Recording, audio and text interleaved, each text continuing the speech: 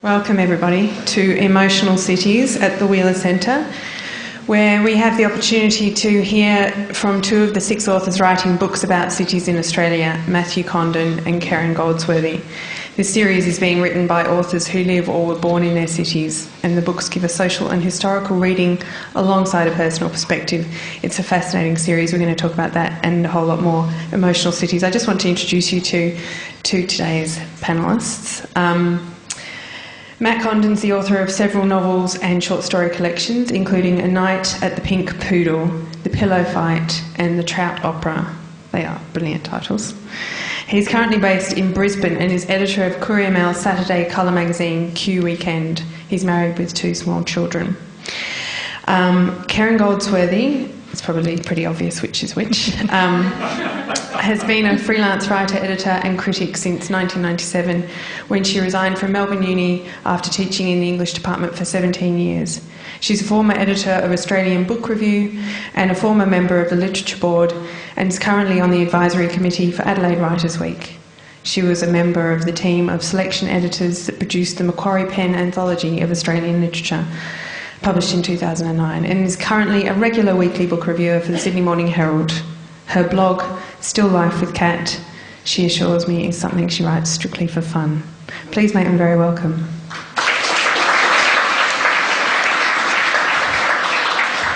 My name is Louise Swinn, by the way. Now, as a jumping off point, and because we need to start somewhere and there's so much to talk about emotional cities, I thought I'd ask first, and you can answer these questions, whoever, just jump in. Urban sprawl, and it's something that it comes through in a few of these books. It is becoming a problem, or it has been a problem for some time, and it's being dealt with by the building of much high-density housing. What do you think is lost or gained in this? I mean, you talk about the backyards of your childhood, yours and those of your friends, the fruit trees, and Matt, you mentioned the mystery of other people's backyards, which I think is fantastic. What to make of urban sprawls and our backyards going? Okay. Well, those of you who know the geography of Adelaide will be aware that it's constrained to the west by the sea and to the east by the hills. So Adelaide has sprawled north and south and has ended up roughly the same shape as a piece of spaghetti. It's inevitable, of course, that the further out you go, the cheaper the housing. The cheaper the housing, the more potentially or actually depressed the areas. And so what Adelaide has is to the north and south, particularly to the north, some hinterland that is very difficult for the people who live there, and that tends to be ignored or swept under the carpet by successive governments. It's not. I didn't talk very much about this in my book because it's not a sociological book, but it's God knows it's not an Adelaide specific problem, but because of the shape of Adelaide, it's very obvious, when you look. And the northern suburbs in particular, whereas I've said somewhere the crucible of the dreadful bodies in the barrels murders. Serial murders that were the latest in the continuing story of Adelaide House of Horrors. And if you look at the sort of socio-economic situation out there, you can see exactly how and why that sort of situation would develop. So it isn't pretty. That's what's happened. And so when you see inner suburbs that you loved being torn down and rebuilt up as high-density housing, you can't really be that sad, because it puts some kind of brake on that spread, which otherwise would just keep going further and further. So that's a very good point about not being able to be. I think you can get too sad about these things and not, face that reality. How about you, Matt? Do you have anything to say about those gardens that you described so beautifully of your childhood? Yeah, the gardens. I firstly wanted to say what a brave audience it is to come out on a wet night and listen to the talk about the backyards of Brisbane and Adelaide. Funnily, there was council legislation in the early part of the 20th century in Brisbane that literally legislated for large yards in the inner city. Some of them still exist, so you'll have towers of apartments, and literally next to them an old Queenslander with this unending yard and sort of prop clotheslines that haven't changed in 100 years. But urban sprawl is people look down on old granny's knickers on the line. But sounds like my house. Sorry. Sprawl is a very perplexing problem for Brisbane and for the Queensland government, and in a way, they sort of love Sprawl. The sort of monstrous conurbation that is evolving before one's eyes from Noosa down to the Tweed border is astonishing, and it has happened literally in half my lifetime. And they're very perplexed now. They're very obsessed with nodes. So they want nodes to link in with the train system. So you'll have a node in Toowong and a node at Milton. And this is a way of alleviating the pressure on the populace. The trouble with Queensland too is that heritage listing doesn't really mean that much in reality. I know that sounds like a standard joke, but it is in fact a very serious problem in the respect that anything can be heritage listed and subsequently demolished through loopholes in legislation. So we all know about the demolition of the character buildings in the inner city, and it's continuing. I mean, as we speak, the Regent Theatre in Queen Street Mall is being demolished for a 38-storey residential / retail centre.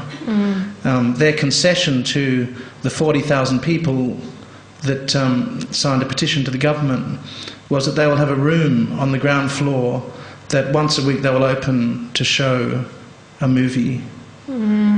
So 300 people sit in a plastic chair and watch a film. Wow. So, and I write about this in my book. It riffles through the book because it riffles through the city's history, in that there's an unending tug of war with whichever government is in power to try and hold on to what is left of the city. Sorry, yes, I should have said that, of course, Matt is talking about Brisbane and Kerryn's talking about Adelaide. Do you feel as though you're more able to write and to live creatively in your own city, both of you? No. I even just writing this book, which I did in less than a year, I got into terrible trouble with my family for my perceived neglect of them. I wasn't spending enough time with them. I wasn't checking in on enough to see how they were. You know, it caused quite a major upheaval in my family. There are just lots more demands on you, I find, especially at this age. My father is 84. My sister is no longer able to work. My best mate is in trouble. All of those people need time and attention. You know, somehow, you know, living in Melbourne, where somehow I never actually managed to accrue any sort of family, I had a great deal more time to work, both in my work and as a writer outside the academy. So on the one hand, you've got all this wonderful stuff coming at you as a creative writer, and absolutely no time to do anything with it. I don't know whether Matt's found that. Yeah, my sort of family gruel is a little different in that I have a 6-year-old and a 3-year-old. So, for one, that I don't need to go into that. But on the other hand, I'm a little bit different to you in that because Brisbane is, and I don't mean this as a criticism, is relatively quiet. I find I've got a lot more time to work in that when I was living in Sydney and elsewhere, and perhaps I was a little younger and more foolish then, but I simply ignore. It's great being out of the publishing frenzy and the launches and the parties and the this and the that.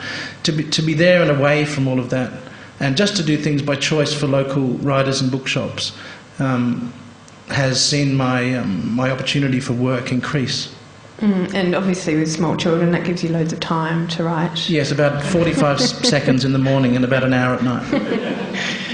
Do you think the cities set by a harbour or by a river are intrinsically different to those that aren't in some way? You're on a river, aren't you? Yes. I'm quite sure your river is a great deal more interesting than my river. River envy. Well, it's river envy. I mean, we have a creek, and sometimes it's got water in it, and sometimes it doesn't. But the most interesting thing about the whole river beach thing, as far as Adelaide is concerned, is that it really screws up your idea of the sociological map that goes east, west, north, south. Because in order to get to Adelaide's beautiful beaches, you've got to brave the wilds of the western suburbs, because you've got to go through them to get to the beach. So there's this slightly skewed idea in Adelaide of where the good stuff is, just for a start. And there was a big fight between the original Surveyor General, kind of light, and the original Governor Hindmarsh, about whether the city would be sited on the river or on the nearby coastline. So the whole, river beach, river port dichotomy was very big in the story of Adelaide's founding. It became less big as time went on. But your river you've got a really serious river. It is a serious river. If you look at it from above, it just squiggles like this. And what Brisbane people forget is that Brisbane is built on a floodplain. I mean, it's as simple as that. That's geology. And I guess sociologically over time, the river, it's not as profound as in Sydney, where there are really elite suburbs, but it does divide the city, and there is a sort of, from day one of the settlement, north of the river was a little bit posh and south was a bit rough. And just like here. So the thing about the river, though, is that it is completely, even for someone that has lived there for decades, it is completely disorienting because of its massive loops. And Ashley Hay, the writer, who moved up to Brisbane about 2.5 years ago, and I saw her recently, and she said she's still, if she uses the river as a bearing, she gets completely lost. And I can understand that, and I've written in this book that it's almost like the river deliberately wants to throw off your compass. But what's fascinating about this really quite dull, perennially brown river is that sometimes it flares spectacularly to life, as it did in January. And by complete chance, I was walking with my family by the river down near the Gallery of Modern Art on the southern side on the Sunday before the flood, and the river was moving so dramatically fast, and it was lapping up at the footpath at West End. And my wife, who's from Sydney, she didn't pay any attention to this, but I was there. I was a 12-year-old in the 74 flood, and I just had this hair trigger in the back of my head, and I went, there's something going on here, you know. 2 days later, that river was roaring. I mean, literally, I was reporting on it for the local newspaper, and I was down in the CBD, and it was roaring. And it smelt of soil, just wet soil. And boats and pontoons were smashing into the bridges, and there were hundreds of people, mainly young people, taking photographs and getting photographs of themselves taken in front of the river. And it was interesting because this is a new generation of... Brisbane's quite a young city, and it's a new generation of Brisbaneites, if you like, who found this quite fun. But if you'd been there in 74, you knew that it was not just serious, but potentially deadly. And then it goes back down and you don't hear from it for 30, 40 or 50 or 100 years. That must have been strange watching that with knowing what you knew. It was amazing, and in fact these sort of rumours riffled through the city that the Wivenhoe Dam, which is our major dam in the Brisbane Valley, there were serious rumours that the walls were going to burst, and I was stuck in the middle of the city with the roar, and my wife rang in tears and said, I've just heard that, you know, we might have to flee. And I genuinely had a moment of horror that I'd made a poor decision in terms of protecting my family and that we should have left. But as I was on the phone to her, the water was rising before your eyes over the freeway, Riverside Freeway. So there was no real way out anyway, but it was genuinely frightening. Wow.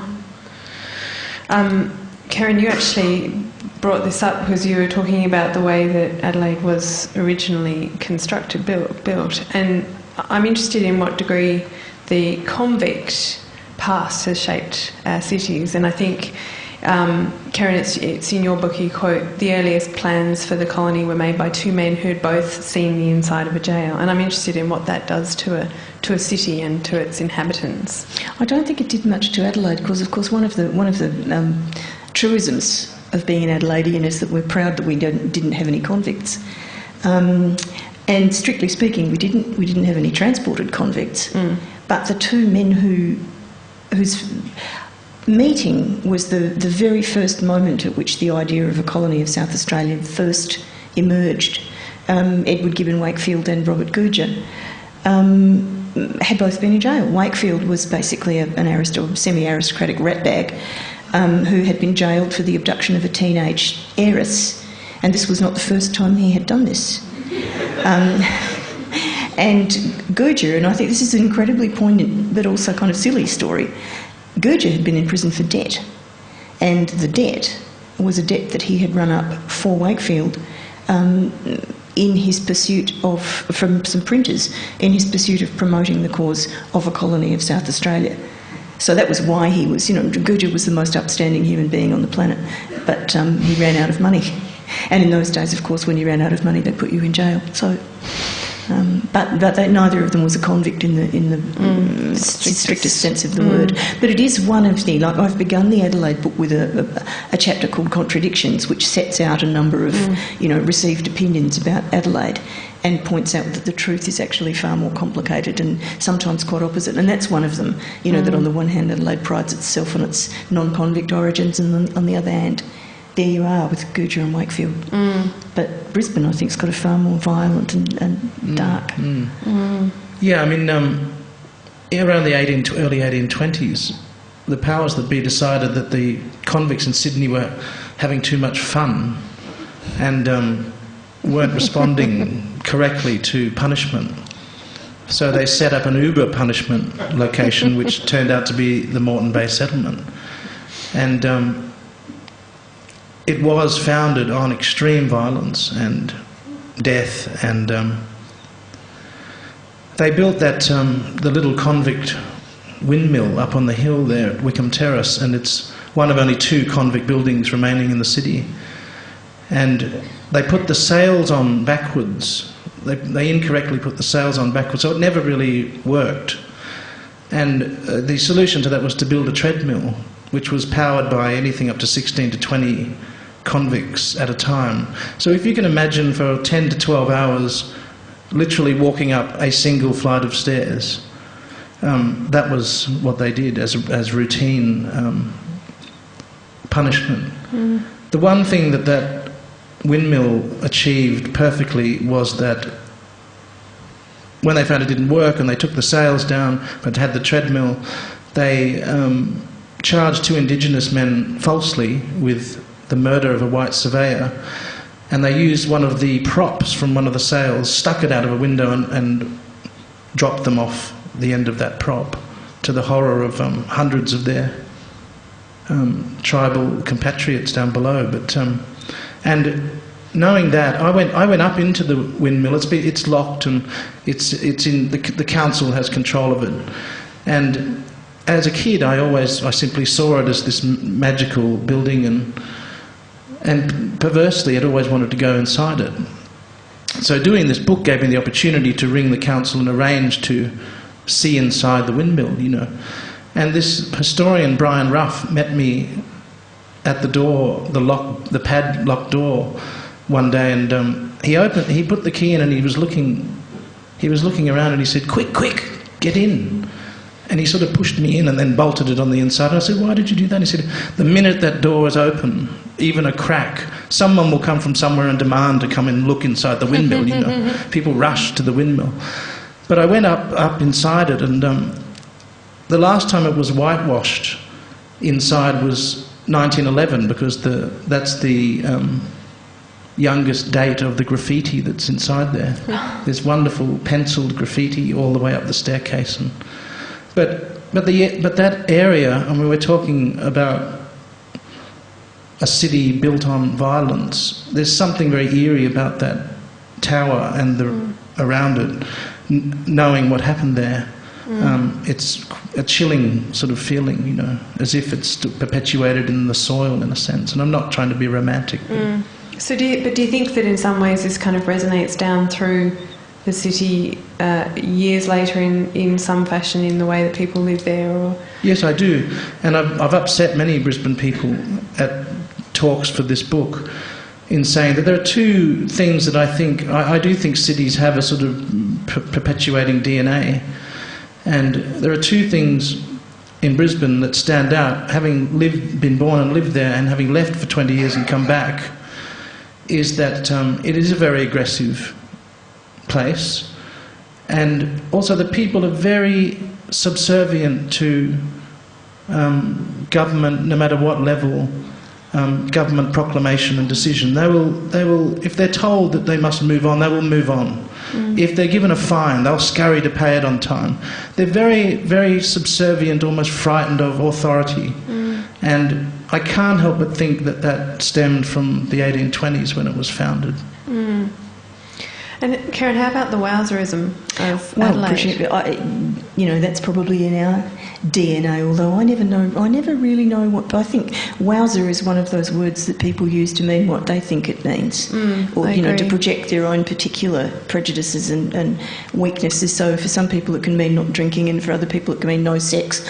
It depends entirely on who's talking as to what wowser means. But I think as far as Adelaide's concerned, it was certainly a combination of the fact that, ironically enough, it was meant as a haven for religious dissenters. So you got a lot of people from religious minorities, not just in England but also in Europe, particularly Germany, and that almost by definition those people were quite strictly religious in their various ways and sects. So you had a population that had that in common in a way, and I think that has probably come down the generations, but there's certainly, I was thinking what you were saying about authority, it's all sort of light and sweet reason in Adelaide as far as that kind of thing is concerned, really. People are neither aggressive nor servile. They expect people to be reasonable. Most Adelaideans just expect people to be reasonable. And are they? Usually. Depends. Seems to work. And Matt, you mentioned just being able to go in, get that key and go in. Did you find writing these books you did get the key to the city a little bit? Did either of you take the opportunities that writing a book about a city could perhaps give you? I guess in a small way, but as is the way that it happens, I only realised what the book was about after I'd finished it.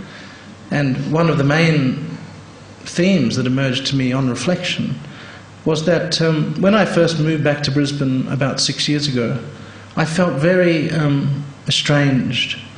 I knew my childhood was there somewhere and my life was there somewhere. And with that big block of years in between, I felt very unsettled when I came back, knowing it and not knowing it. And I now realise that I was writing my way back home with the book, that I was getting my hands back into the soil, and that was one of its achievements personally for me. I like that. I like the idea of writing your way back into the city. Yeah, I didn't. I kept very strong ties with Adelaide all the time. I was in Melbourne. I'd even made new friends in Adelaide, so I didn't have any. And my family of origin was there. So you always knew you were going. I always back? No, not really. No? But more and more towards the move. I knew it was inevitable. It was only a matter of time, certainly. What was it that you came to miss most about Atlanta? Interesting. I don't know. Having there were too many different things to. It was a real push me pull you kind of situation in the end. I have to say I missed the weather. Although, having said that, I need to tell you that the weather in Adelaide today is worse than the weather here. That is good to know, actually. I was quite glad to get out of it and come to Melbourne. But all sorts of things. The family, having the sort of life I increasingly wanted to have, which was impossible doing the work I was doing. Yeah. So really writing a book was, there was no, although like Matt I'd been away from my home city and, in the bright lights for the best part of 20 years. There was no break the way there seems to have been with you. I didn't need to get back, I was already back. So there was nothing like that. But your question about the key to the city, I made a conscious decision very early on that I wasn't going to do that. That it was not going to be that kind of book, because once I started, I knew I would scuttle down every rabbit hole that presented itself and never ever finish, and I only had a limited amount of time to write the book in. The one attempt I made at doing that kind of thing was a total failure, because I was writing about the Beaumont children, which is an event I'm sure most of you remember, the disappearance of 3 children off Glenelg Beach in 1966, and I understood that the case is in fact still open. There is an officer in charge of that case and it's major crime, and someone is still, that file is open. And I tried very clumsily to speak to the officer in charge of the case, and the front line of police persons I spoke to just rolled their eyes and said, "Oh, you're writing a book." I've made a mistake here, I should have come from some other angle, you know. I was telling a lawyer friend about this later, and she said they all say they're writing a book. It was just a stupid approach. It serves me right. I would very much have liked to speak to that person. It is such a vast thing to try and write about a city that you love. I am interested in how you approached it structurally when you came to thinking about your city. I mean, anyone thinking about their city, it would be a bit mind-boggling to think where you have to start somewhere and how you chose to structure it. And how did you come upon the different structures that you've each got? I haven't read your book yet. It's not out. It's out in October. It's not out yet, but well, I think Delia Falconer, who wrote Sydney, suffered the same as I did. I mean, Pip McGuinness at New South Books, who was the sort of brainchild of this growing idea, said, "Look, Matt, I think we'd like you to write a book about Brisbane."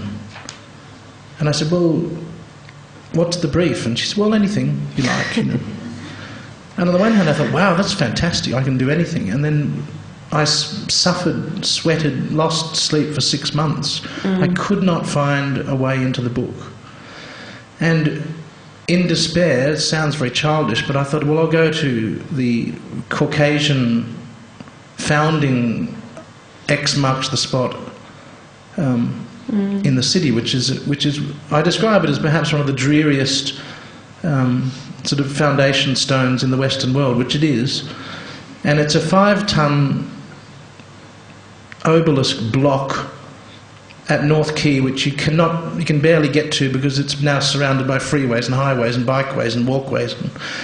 But there it still sits, covered in car exhaust. And so I stood in front of it and read the plaque, which said, "Here in 1823, John Oxley, in search of water, discovered the settlement of the city of Brisbane."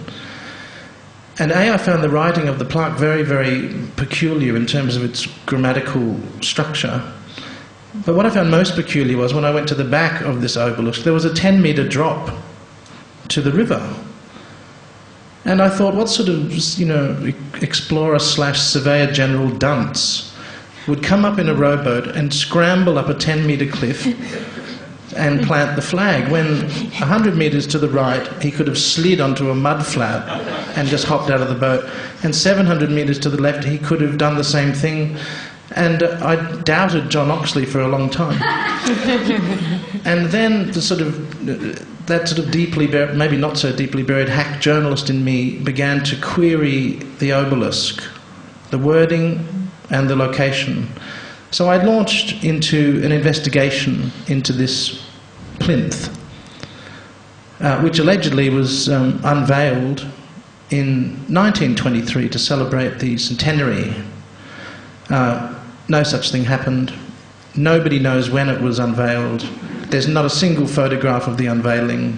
So suddenly this sort of granite thumb appeared in the middle of the city in the 1920s.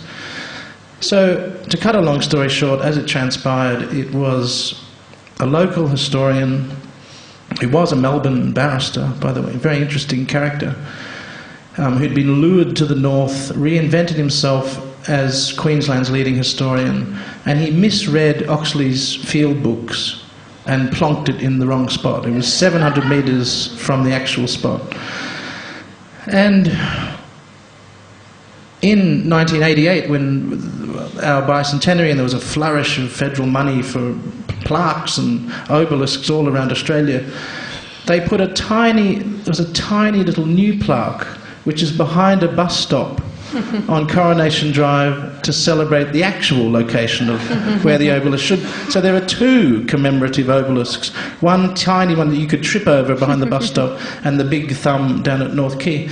So I rang the Brisbane City Council mayor in 1988, who unveiled the little one behind the bus stop, Sally Ann Atkinson, and I said, "Sally Ann, did you know that 700 metres, that it was in the wrong spot, the original one?" And she said, "Oh, Matt, what's 700 metres?" And I thought about that, and I thought, that says a lot about my city, about its nonchalance towards historical accuracy, It says a lot about the population, and it says a lot about the people, and as the region is being torn down as we speak, all of this is a thematic consistency that will still project into the future, I think.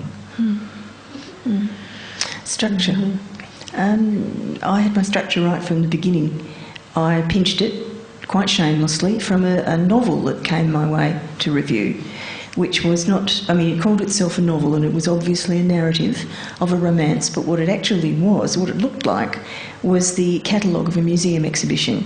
And the story of the romance was told one by one in photographs of, you know, special objects. This is the cardigan I wore when we went to see the Bolshoi Ballet in, you know, 19 whatever. You know, this is the pipe he smoked. This is the ticket to such and such. These are the wine glasses we broke.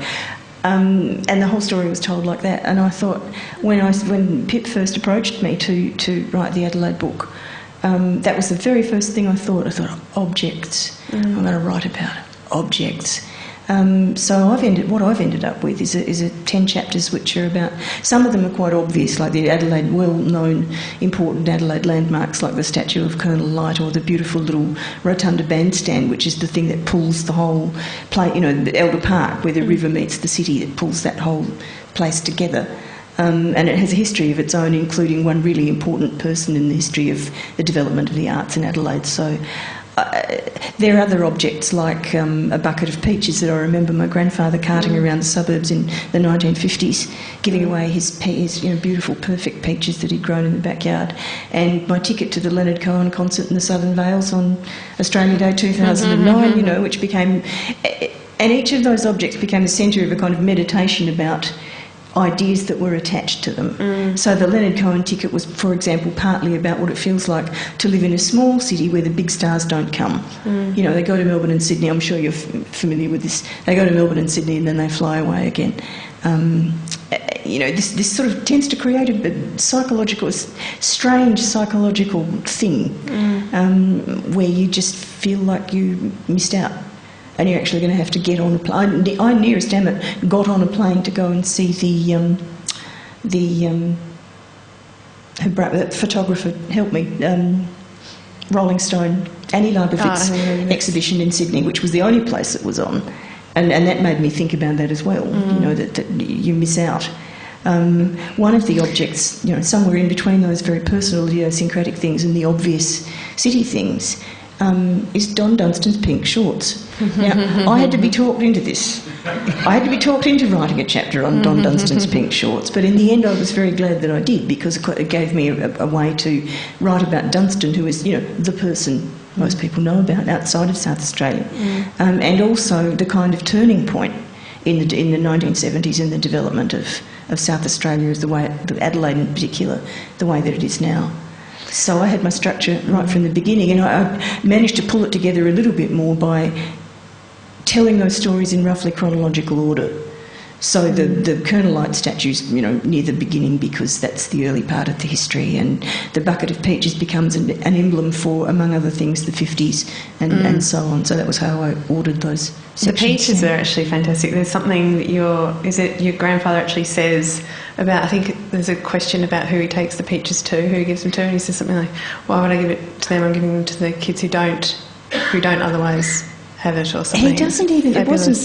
The rationale was that, it was my father who said when I was asking him about this, right.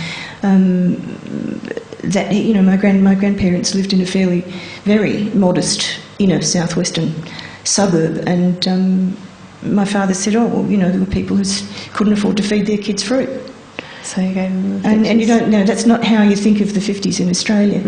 But in South Australia in particular, you know, we were being dominated at the time by a premier who had, although he was very socially conservative and was indeed on the conservative side of politics, he was a bit like Bob Catter in the sense that his large ideas led his own party to refer to him as a socialist, but as far as he was concerned, children, widows, the poor in general could be looked after by the church.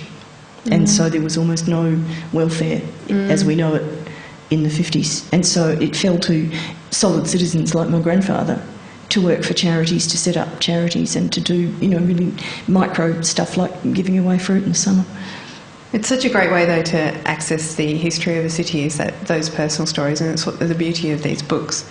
And this is a bit of a bit more difficult question. Do you think that in some way that larger cities encourage large dreams and plans, and smaller cities encourage, give more significance to details and smaller changes, and a different way of living in that respect? Ooh, it's a complicated one. It is. And it involves many, many factors. I mean, I quote David Malouf in this book. David tries to answer that question, in a sense, in terms of your physical landscape and how you think in that landscape. And he has a beautiful quote about Melbourne, where, you know, it is possible to look to a horizon. Mm-hmm. So that encourages, you know, bigger thoughts and ideas. And he says in Brisbane, certainly in the inner city, there are very sharp ridges and escarpments with houses clinging to the edge of these. And he said you can climb up onto one ridge and see a view, and go down and climb up and see a different view. So he says that this encourages a sense of drama, you know, of unexpected drama. And I think in a sense he's right. But look, you know, we had government has a big role to play in this too. And I'm doing another book, a non-fiction book now, that looks at the Bjelke-Petersen era, and I can't help but think that the city was a squattocracy for a very long time, and it resented, you know, sending its stock and grain and wool to Sydney, which it did, because Sydney was the heart of the colony, and the Moreton Base serviced Sydney. So there was this growing resentment over decades from the squatters that all of their hard toil was being abused by the central powers in Sydney. And then old Sir Joe comes in and replicates a sort of modern squattocracy. He was in the big house on the hill. And that resentment towards New South Wales continues to this very day, and it's been shaped by, in many ways, by that government as well. So I'm not sure whether I've answered your question, but there are many different factors that can limit the vision of a city, or expand it, I think. I think of Adelaideans as hobbits. You know, it's a town of hobbits. People are very, very happy to stay in the Shire. But when they're not, they don't look to Sydney or Melbourne. They look to New York, Paris, London, Beijing. You know, there's one particular sense in which Adelaideans, and probably Perth people and maybe even Brisbane people, are actually less parochial than the Sydney and Melbourne people, because there's not this ferocious concentration on this city and that city. Adelaide people are looking, you know, overseas in various directions for things like cultural inspiration, you know, travel destinations, ideas. So, in a way, I mean, I've just observing my own feelings about it, and certainly those of some of my friends, being in a smaller city actually encourages bigger ideas. You want to, even if you feel stultified by it, you know, you want to get out, and if you're going to get out, you might as well get out to London, Paris, New York, whatever, you know, or study in Cambridge, or whatever your getting out dream happens to be. Why stop at Sydney or Melbourne? I would agree with that, but on the other hand, I've known Brisbane people who go to Sydney and they out-Sydney the Sydney people. So they don't stand out as like Hicks from Brisbane. They stand out because they're so outrageously beyond hyper-Sydney. So it gives them licence being somewhere else? I think it's a protective device. Right. Yeah. I might have been one of those people. What do you think of city rivalry? Why is there so much of it? I mean, arguably, certainly between Sydney and Melbourne, we have a fair bit of rivalry. Why don't we just keep our city secrets to ourselves? Why do we feel the need to kind of tell the other people that our city is in some way better? There's a fair bit of it, and I know that it's not talked about much in these books, but I do find it interesting. Adelaide doesn't do the only time Adelaideans get indignant about the way Adelaide is represented and perceived is when somebody insults them And that's just inevitable. It wouldn't matter where you were. If somebody said, "Oh God, Ballarat's such a dive," of course, Ballarat's a lovely place. It wouldn't matter where you were. So Adelaide there's no particular city that Adelaide feels itself an obvious rival to, I don't think. That wouldn't occur to people. I think Brisbane people have a chip on their shoulder, not about just Sydney and Melbourne, but every city in the world. The council is labelling it a new world city. I don't know exactly what that means, but what I noticed during the flood, when it roared through the city and scoured off all the baubles and the pretty lights and removed everything, and when I drove back into the city looking at it, and everything was covered, the mud had made everything brown, and I thought, this is what it might have looked like at the beginning. Yeah. We've come back to the beginning. But I saw a little bit of graffiti on a brick wall near where I live, and someone had painted, I loved it, and someone had painted, "This isn't Paris." And I posted it on Facebook, and someone wrote in and said, "I was in Paris 2 weeks ago, and I saw on a wall on the left bank, 'This isn't Brisbane.'"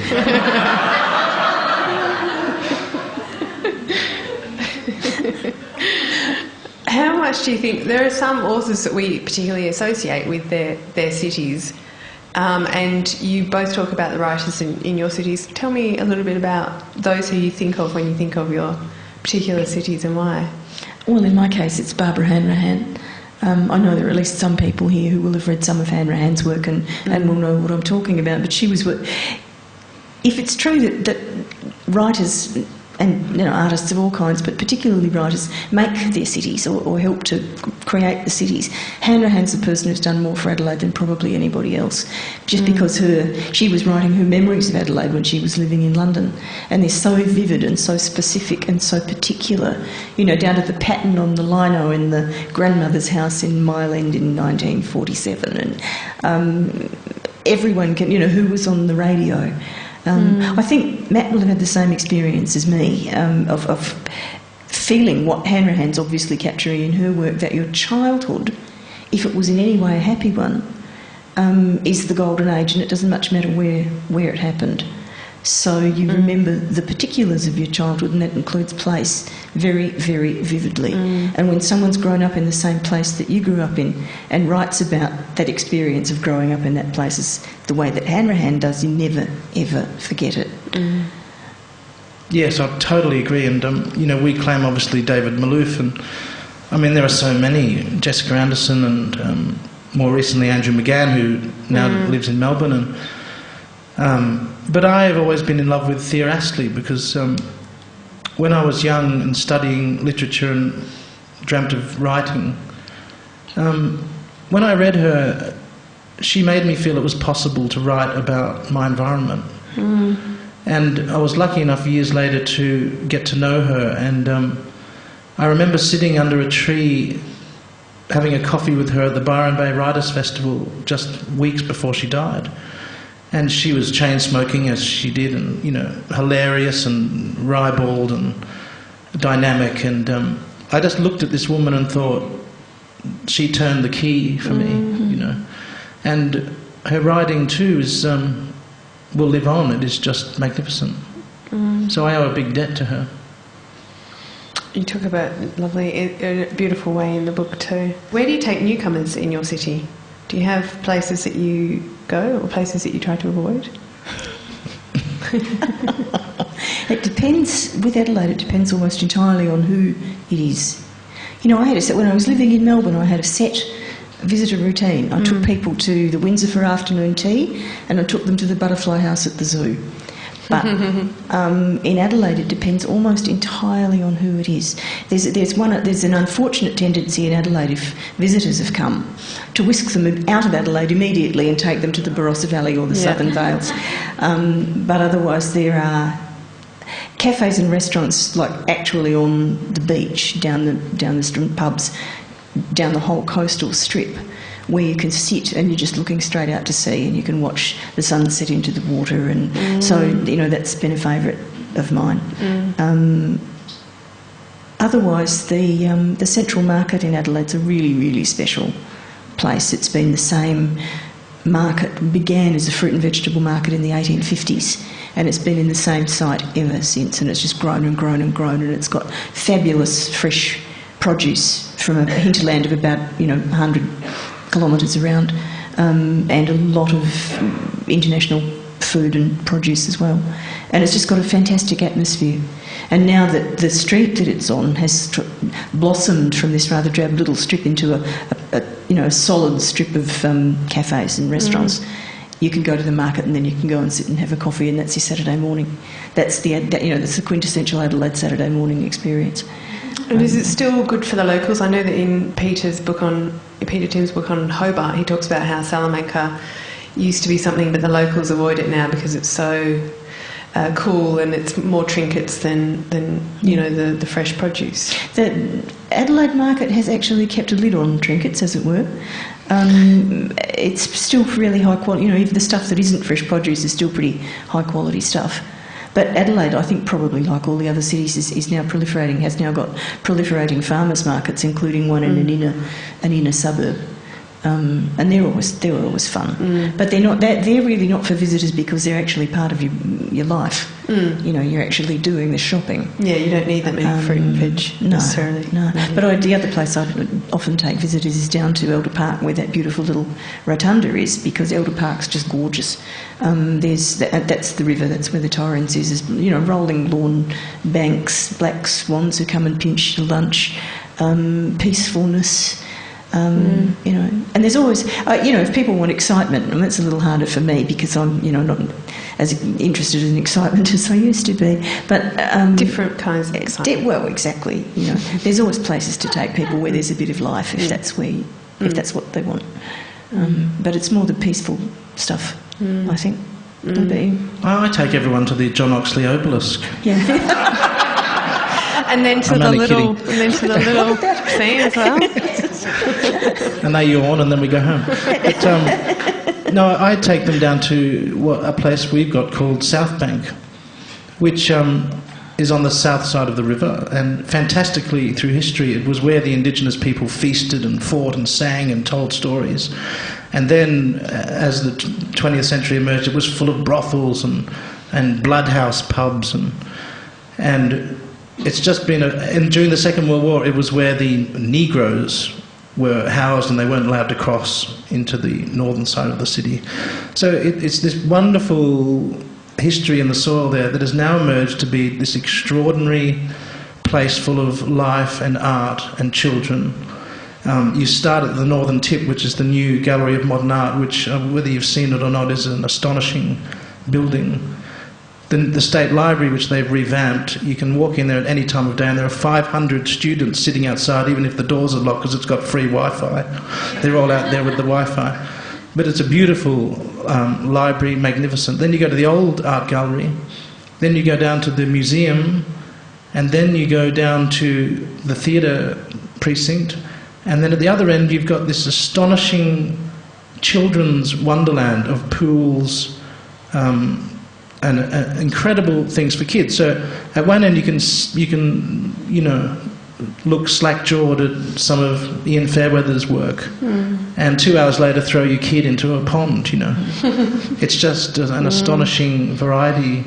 And I bring my southern friends and their families over there, and they just simply cannot believe it, because they just let the kid off the leash, and 5 hours later they go home, and it's heaven for them as well, to have that break from hyperactive children. But it's evolving as an astonishing section of the city. It's still evolving, that, and beautifully so. So yeah, it's very interesting. The next step from the books should be you guys could do guided tours. No, I don't. I've already got people persuading me and wanting a cut. I'll come. I'll explain what that is. Yeah, no, that's already been mooted. I don't know whether this says anything about the book or whether it says something about Brisbane people, but there are already groups of older people doing tours based on the book, which is beautiful. Fantastic. A beautiful idea and astonishing. And I get emails and so we took 12 people and we went and saw this and that. And, wonderful. So it's a lovely thing that's sort of become organic from this actual book. Hope you get a cut.